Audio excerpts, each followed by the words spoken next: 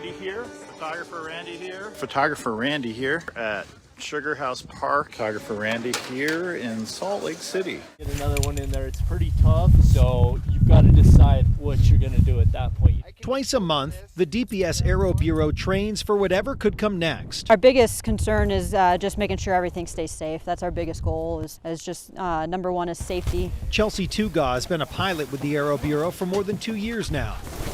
We do a lot of search and rescue and law enforcement combined. Anything from looking for lost hikers, snowmobilers right now is especially a big one.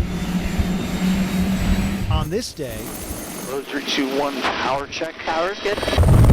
They were doing some hoist training. I'll be flying, and we'll probably just due to the winds be doing a lot of like crabbing maneuvers, flying into that slot canyon, sticking a rescue specialist, kind of threading them in through there. Something we've watched from the ground, but this time I got to check it out from the sky. All right, you guys ready? Tail and left is clear. My seat, right behind Chelsea, flying the helicopter. You're going to be seeing our hoist operator working the hoist on that left-hand side over there. How's your wind? It's pushing me around a little bit. I think it's just kind of coming through the gap over there. We train hoist training every month, and then we alternate between day and nights.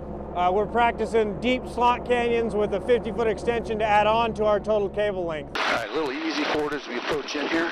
The Aero Bureau has 3 helicopters they use, 2 out of Salt Lake City and 1 in St. George, with crews from those teams participating in these bi-weekly training exercises. It's great that we're always there, just in case, but in the event something does happen, but it's always important to be prepared. Whereas being there just in case has turned into a daily occurrence. Every day.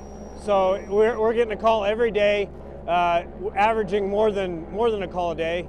With your eye on Utah, 3, 2, 1, ground. I'm Brian Schnee. Lots of people at Antelope Island to witness the annual Bison Roundup. 2 News photojournalist Randy Likness gives us behind-the-scenes look at this year's event. Super excited, yeah. Today we are rounding up the bison. Our goal is to get them up to the north end and get them in that handling facility so that we can work them next week. It is my first time. I've done cows before, but never this. Herding bison is a lot different than herding cattle, so you need, people kind of on all sides, just kind of pushing them slowly towards the corral. If you're kind of out the corner of their eye, they'll keep moving away from you. So we're able to check them for communicable diseases. We're able to vaccinate them. We're able to check them for parasites, things of that nature. Just really excited to do this. We'll be back. Those are some great shots from Randy at Antelope Island today. This is the first in the history of weather, meteorology. Let's get to your forecast right now. Let's talk about opening days. We are open at Solitude, Brighton, Bryan Head, and we're opening early now for Snowbird is next week, Alta and Park City, and then we have Deer Valley and we have Sundance in early December. So here we go. We have plenty of snow to ski on, and the base is looking real nice. So let's get to your forecast. Our storm has pulled out of the state, and we are left with clearing skies, but we're also left with some cold temperatures. You can see the rain and the snow in the upper Midwest, and here in Utah now, we're dealing with temperatures in the 30s. We're gonna have to go back around. Here we go. That's all right. Temperatures in the 30s in northern Utah and central Utah, and we're in the 40s down south, so we're cold statewide. Tonight, one of the coldest nights of the season. We're talking temperatures in the teens and 20s in northern Utah, and even some single digits down south will be in the 30s. Now for tomorrow, we're going to be seeing more of the same. Lots of sunshine, but temperatures well below normal in the 30s here in northern Utah. Let's get to your weekend forecast.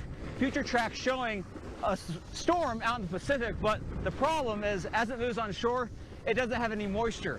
So as that storm gets closer tomorrow and as we head into the weekend, we might see some clouds down in southern Utah by Saturday and Sunday, maybe an isolated shower in the mountains, but we're gonna stay dry. So the weekend is looking dry, but it's gonna keep those temperatures pretty cold. It's pretty cold on the mountain right now as well. So here's your 7-day forecast for St. George. Temperatures will be in the 50s, and we're gonna stay in the 50s all the way through the weekend and into next week. We'll keep it mainly Partly cloudy through the weekend, but again, might see an isolated shower in the mountains. National Park is going to be great. Salt Lake, all right. Here's your forecast. It stays cold. Upper 30s, low 40s, overnight lows in the 20s. And I know we got all this snow, which was great, but no more snow for the next 7-10 days, unfortunately. So there's a lot to ski on, but no fresh powder in the coming days. How'd it go, guys? Did the graphics work? Did everything work? Yes. Chase, you crushed it. It was amazing. You crushed it. Yes. Yes. I was holding my breath. I was like, okay. Thank